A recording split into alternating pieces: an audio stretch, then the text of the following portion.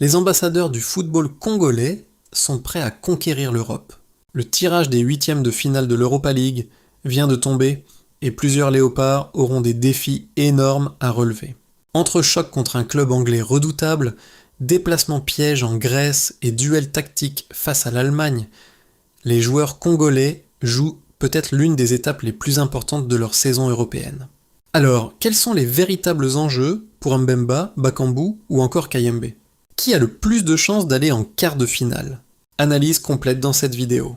Chaque saison, l'Europa League devient une vitrine exceptionnelle pour les joueurs africains et particulièrement pour les internationaux congolais. Aujourd'hui, la RDC continue de prouver qu'elle possède des talents capables d'évoluer au plus haut niveau européen. Cette compétition représente bien plus qu'un simple tournoi. C'est une opportunité de visibilité mondiale, d'expérience internationale et surtout de confirmation pour plusieurs léopards avant les prochaines échéances avec la sélection nationale. Et cette année encore, plusieurs Congolais sont toujours en course. Le premier grand choc concerne Chancel Mbemba et Ngalayel Mukau avec Lille. Le club français devra affronter Aston Villa, une équipe anglaise en pleine montée de puissance sur la scène européenne. Aston Villa pratique un football rapide, physique et très intense. Face à cela, Mbemba devra jouer son rôle de leader défensif. Son expérience européenne sera essentielle pour contenir les attaques anglaises.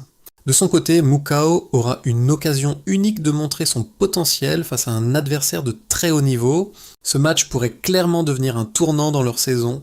Cédric Bakambu, l'un des attaquants congolais les plus expérimentés en Europe, disputera un duel important avec le Betis Séville contre le Panathinaikos. Sur le papier, le Betis semble favori. Mais jouer en Grèce reste toujours extrêmement compliqué.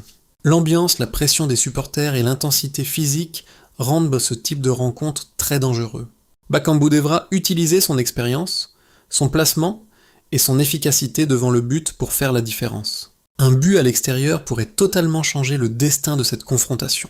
Joris Kayembe avec Genk affrontera Fribourg, une équipe allemande réputée pour son organisation tactique. Les clubs allemands sont souvent difficiles à manœuvrer.